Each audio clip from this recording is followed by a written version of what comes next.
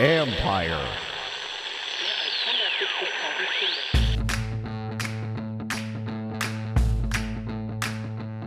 Hello and welcome to my podcast. Do me a favor, subscribe to the John Conn Report wherever you get your podcasts. You're watching on YouTube, hit that like button, hit that subscribe button. You can find us there as part of Empire Media. That's AMPIRE.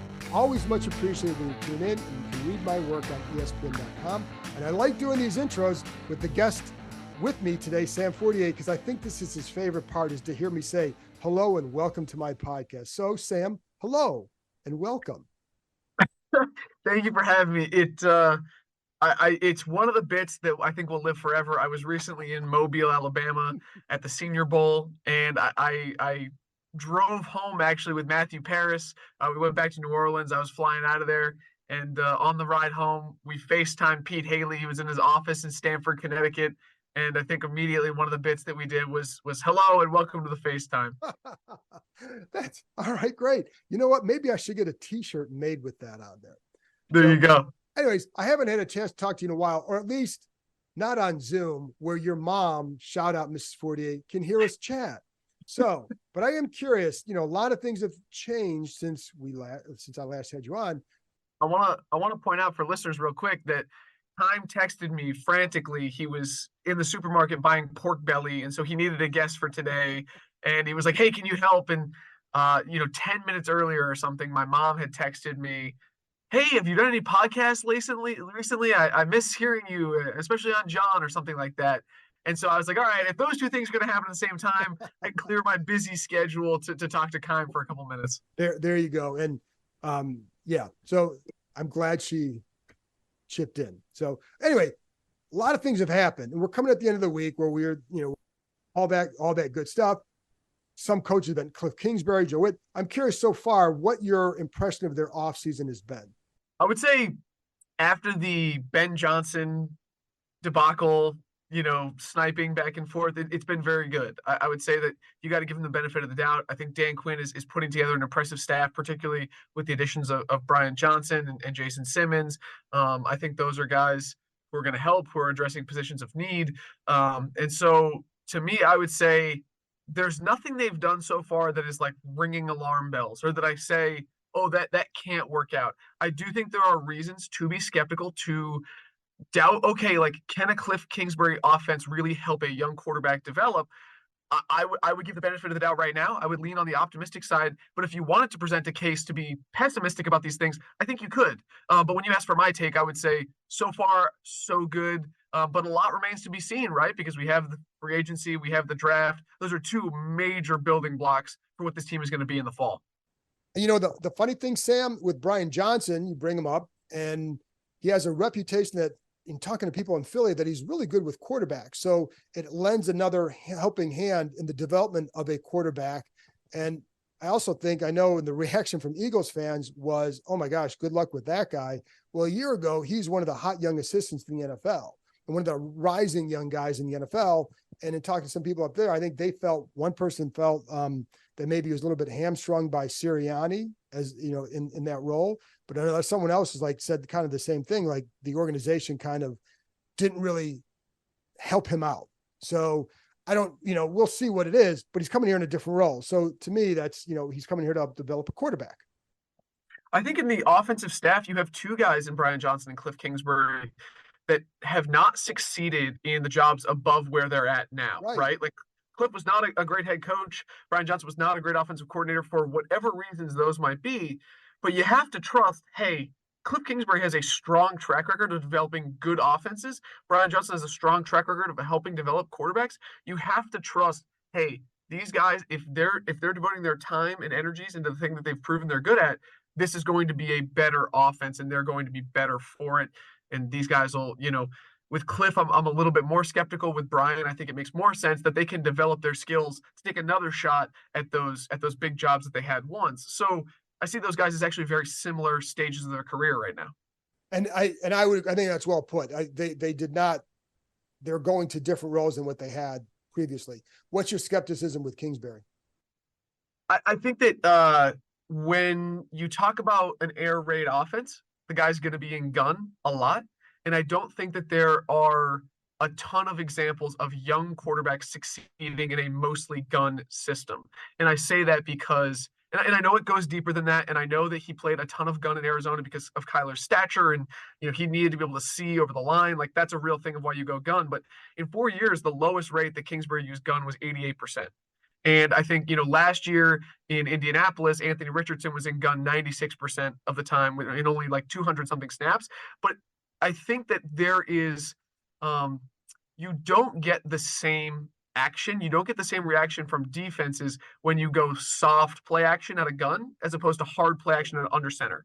And I think that Greg Olson made a great point on Twitter a couple weeks ago where he said, look at the young quarterbacks who've had success this year. Jordan Love, Brock Purdy, CJ Stroud, all of those guys are in West Coast offenses where you get under center on first and second down and you have a hard play action and you make a defense respect it. And I think that that is a big part of their success. And so I'm not saying you can't succeed in this system if you're just going air raid and you're going gun, whether it be Caleb or Drake or Jaden or whomever. But I just think that when you look at the most recent ways in which young quarterbacks have succeeded, it is not the way that you are going to approach it, probably.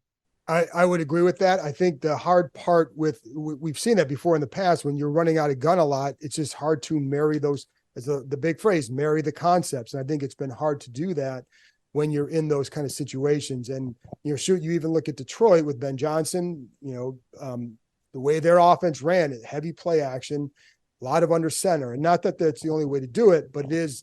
And it could also be why, like, maybe the air raid did not continue to excel in Arizona in the second half of some of those seasons. And I know also that, you could do things like get in pistols, so the action is harder, but it just, to me, like, there is something about going under center that helps a young quarterback. And I will say, on a personal note, in 2017, I went down to Lubbock, Texas to do a story about college football team chaplains, to do a story kind of about what that was like to be in a college program with those. It was when Dabo Swinney was like baptizing kids, DeAndre Hopkins on the field or whatever. And it just so happened that the head coach at Texas Tech at the time was Cliff Kingsbury. And when I was there, he was going into year 5, the year he ultimately got fired. But one of his things that year was that he was trying to show the defensive players that he cared about them. The defense did not feel like he would celebrate their success or he cared about them as much as the offense, obviously, which was his background. And that was the thing that he was trying to address at the time. And so, everybody would tell me in the building, oh, like, Cliff gets here at 4 a.m., first one in, last one out. And I was like, okay, yeah, sure.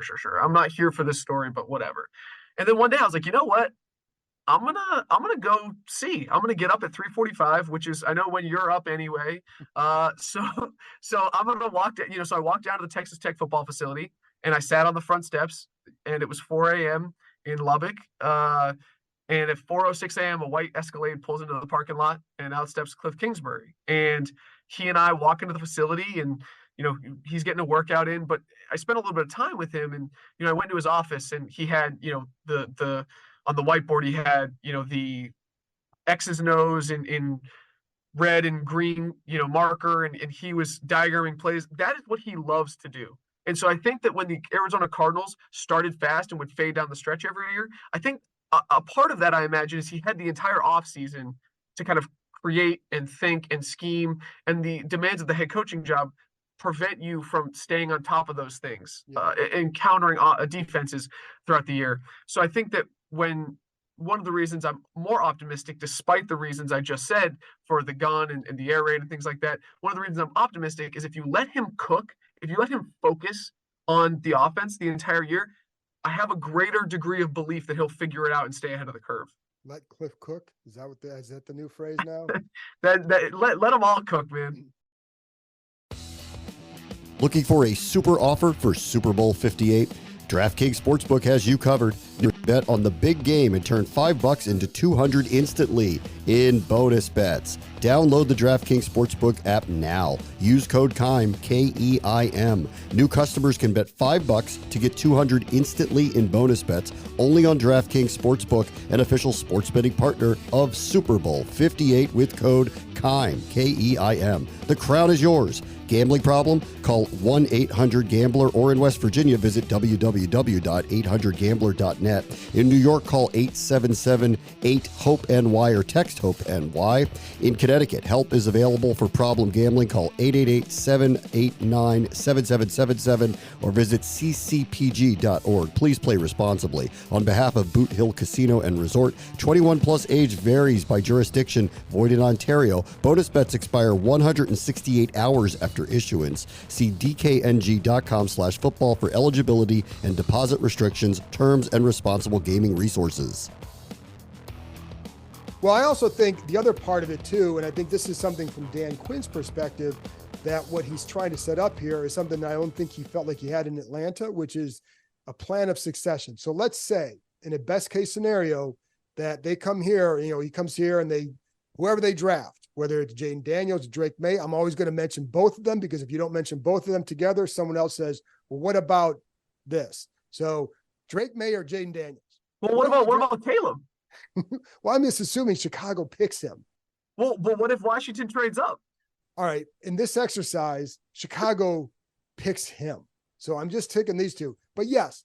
But I'm saying for the rest of draft season, I want you to think when you say Caleb or Drake, or when you say Drake or Jaden, Sam might say Caleb. Well, I'm surprised someone out there and say, yeah, but what about Bo Nix if you trade back? So no, stop. So anyway, let's say they stay at 2 and it's Drake May or Jaden Daniels. Okay. And they have success. And in 2 years, Cliff Kingsbury leaves. Well, if you have Brian Johnson, your staff, you can now elevate him into that role. So you can keep some continuity within that system if that's how you set it up. I think in Atlanta, they did not really have that. Kyle left, and a lot of those guys left with him rather than him promoting. Those guys just kind of all left. I think that's important too. And I want to point out that if Cliff Kingsbury leaves for a head coaching job, or if he gets poached or whatever, like that would be one of the best things to happen to this franchise in a long time. Like, it'd be a success. Yeah. Yeah. People should not be afraid of that. No, if he comes what you want.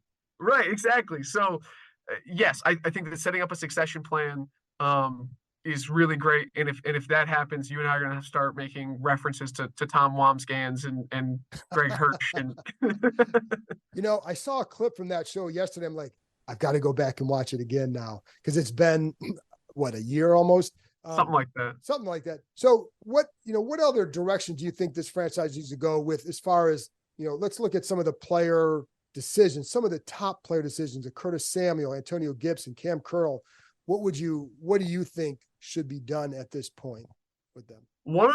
There's a couple directions I could take this. I think the receiver position is going to be really important, because if, Cliff Kingsbury, the air raid, he used a lot of 4 receiver sets, and they only have 4 receivers under contract who took an offensive snap last year, one of them being Mitchell Tinsley, who took 3 offensive snaps.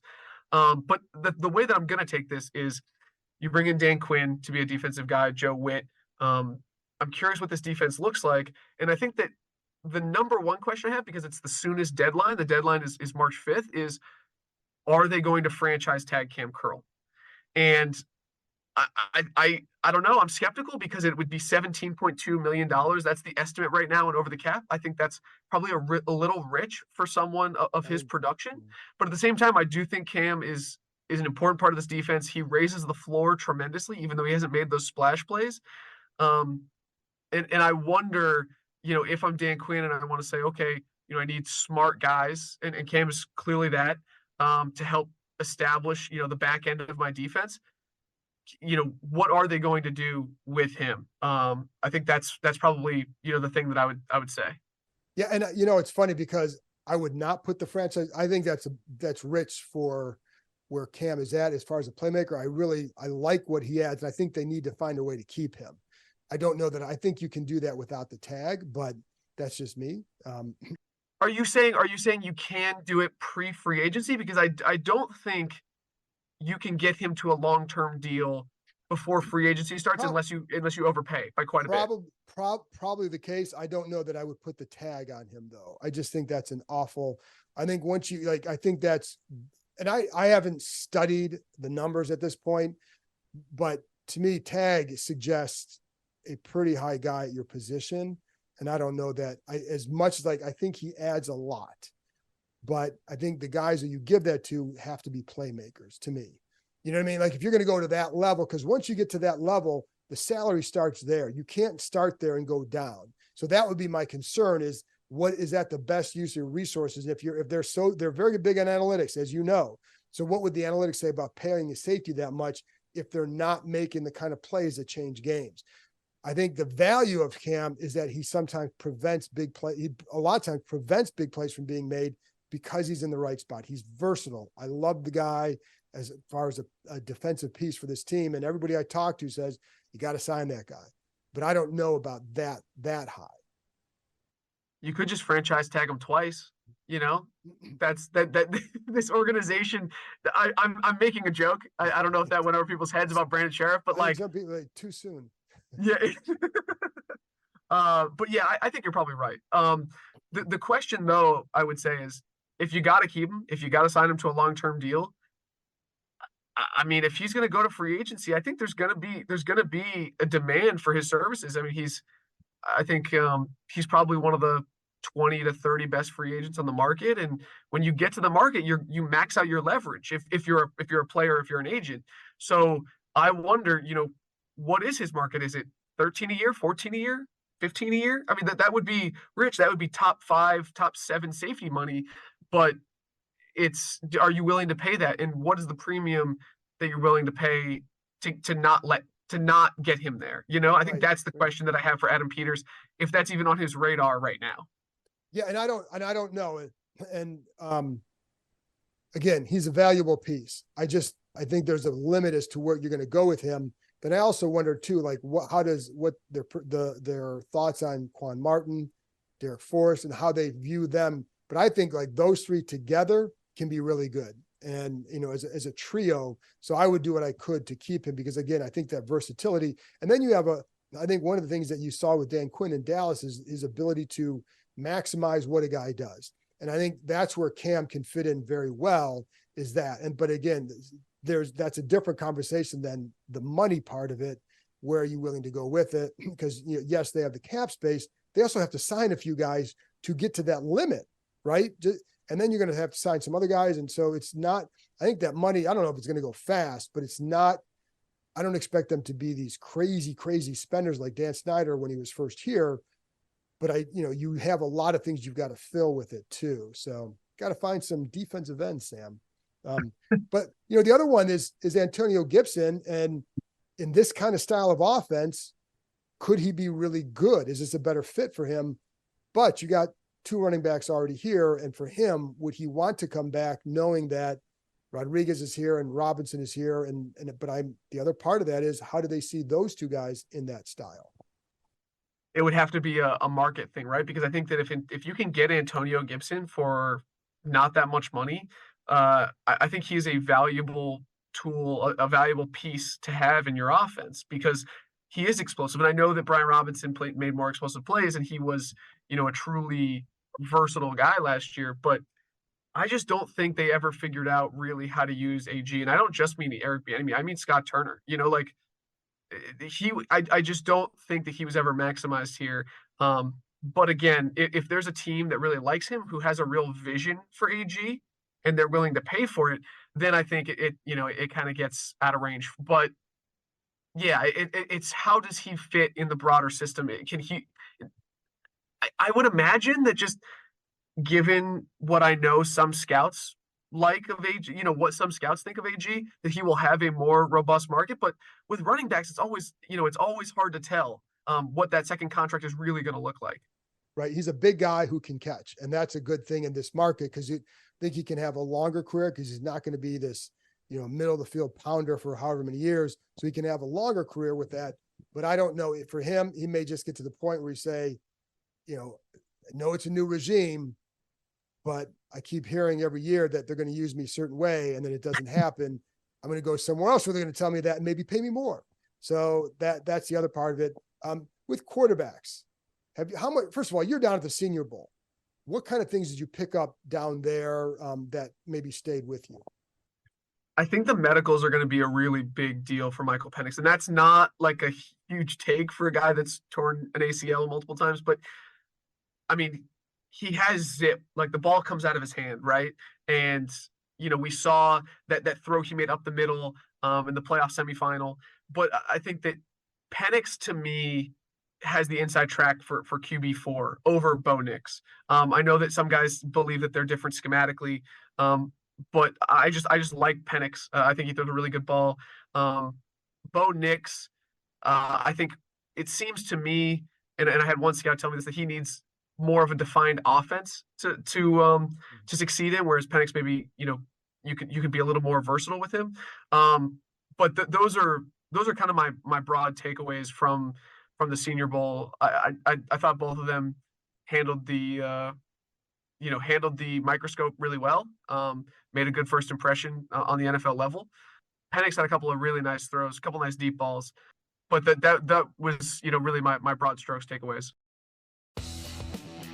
So when you look at the quarterbacks, because obviously the guys that we're going to talk about for the next 2.5, 3 months, we're not there. But I don't know, do you have an early lead or guy that you think might be coming here is a better fit, or maybe just, between May and right now between May and Daniels? I'll get to Caleb in a second. Yeah, we can't talk about Caleb. I mean, look, you talked about this. I think I saw a tweet where you were saying don't think hiring Cliff Kingsbury immediately means Caleb, because like Drake May has experience in the air raid. I know Jaden Daniels played in the air raid his freshman year, early on, certainly when he was at Arizona State. I mean, one of the things that I think that people are not talking about, and I'm early on, right? Like I just turned on some of the I'm actually watching Caleb tape right now, like early, even though I know it's probably Drake or Jaden if they stay at 2, but I've started watching Caleb more, started digging into the stats on these guys. But it does strike me like how good Jaden Daniels was throwing the ball down the field last year. Like Drake May was very good, don't get me wrong, but like Jaden Daniels was the best in the league. Like on throws of 20 plus yards, Jaden Daniels had 27 touchdowns and 0 picks. Like the dude pushed the ball down the field in a really impressive way. And if you go back and look at Cliff Kingsbury's offenses in Arizona with Kyler, who obviously, has a nice arm, like he was pushing the ball down the field at some of the highest rates in the league. Like they take shots and they look for explosives. And Dan Quinn said, like, this team is going to be one of the 2 adjectives he used was explosive. And so if I'm thinking, okay, how are they going to accomplish that? Those 2 guys are certainly leaders in the clubhouse. Although I will say, I watched Caleb versus UCLA the other day, and he had this throw where he was climbing in the pocket and he threw it like a javelin, like 50 yards in the air, and it was just a beautiful ball. And it's like, all right, I see why, a lot of people consider this dude the top guy in the class. And so I know I'm kind of undercutting your take about don't think Caleb's going to come here and we're focused on Drake or Jaden, but that's just where my head's at. Oh, no. And I don't know that that's going to happen. Like my only point is for the purpose of this exercise, because I'm assuming that Chicago is going to take him. But what would you give up? Again, Caleb is the top guy in this class. What would you be comfortable with them giving up to move up to that spot? Well, it's funny. Your colleague Tim Hasselbeck was on your network earlier today saying that he's not sold on Caleb being the number 1 kid in this class. He's not. I know that. Which is interesting to me. What would I give up? I mean, to go from 2 to 1, but there's obviously, if there's competitors, you at a minimum have to give up next year's 1, right? So it's 2 1s. I would say, 2 1s and a 3. Does that get it done? 2 1s and a 2. If it's next year's 2, like, does that get it done? I think that you want to avoid the 49ers trade up for Lance. I mean, they went from, I think it was like 12 to 3, right? They gave up 3 first-round picks. But I think if you can get it for 2 first-rounders and another mid-round pick, another early to mid, whether it be second or third, I think that would be suitable. If you believe that Caleb is like far and away the guy, if you believe that he has a much higher hit rate, he has a much higher chance of being that guy for the next 10 to 15 years, then I think you do it. And I know that this organization has not always had a great track record with giving up, a lot of assets to move up in the first round. They've not had a great track record of bringing hometown heroes in, with Chase Young. I think that's a totally legitimate consideration for this. And Dwayne. And Dwayne. But if if you're Adam Peters and you put on the film and you talk to your guys and you talk to everyone and you say, okay, Caleb is clearly the number one guy, then I think you're totally justified in giving up what it takes to go get him. And I guess the one thing I would wonder too is, would Chicago, if you're Yeah. Chicago, you might be able to get more and still move down to 3 or even later and still get a guy you really want. And you may be able to cash in more than what you get from Washington, which then raises the price for Washington. That's the hard part. That's the one hard part in all this. And as someone else told me, like, if some people are going to give up this much for Caleb Williams, shouldn't that tell Chicago maybe you should go draft that guy instead? But, I think everything at this point, it's what, February 8th, everything's on the table. So it's going to be discussed because we have almost 3 months to the draft. So everything will be discussed about 300 times. Bless you. If you can't see it, you couldn't hear Sam or see Sam, but he's sitting there sneezing with the mute button. Hey, I hit the mute button, man. I worked in radio once. I hit the cough button. I appreciate that. But I do, listen, you have to put it on the table and discuss it because there is a tie there. And if Chicago somehow says they want to hold on to Justin Fields for another year or two, even though they have to pay him, you wouldn't have to pay Caleb, but what if they do? And what if they say, like, maybe it's better to do that and then get all these picks and build. So there's a lot of things to look at with this. And then from this team, do you really want to give up all those picks? But we'll see. Like, that's going to be a very big discussion because you're right. He is that good. And I know what Hasselbeck has said, and he's been consistent on that. And there's some other people who think, like, they'll point out Jaden Daniels or Drake May is the best guy. But most people that I've talked to early on would say Caleb because he's just different. You watch him, the kid is different. He's electric. And so I think then we'll see. But last thing is, so you and Nikki had the story in Eric Bieniemy that ran, it's Thursday. We're taping this Thursday. So I'm just curious, what your takeaway with that piece was. And basically it explains and, wrote a variation of this during the season about what went wrong this season. This is about why he wasn't retained or promoted, whatever, how you want to phrase it. So what was your takeaway from that? Yeah, we wanted to explain to readers basically why Eric Bieniemy, who arrived a year ago to great fanfare, to seemingly taking the next step toward this long-awaited promotion to head coach, why didn't it work out? Why did Dan Quinn arrive and one of the first major decisions was to fire this guy? And so we went through and just kind of explained to people, it was a combination of factors. I think Quinn wanted to bring in his own guy. He talked about he didn't like facing Cliff Kingsbury, and he was on the list of guys who would like to bring in. I think second, the offense was unbalanced and ineffective for a lot of the season.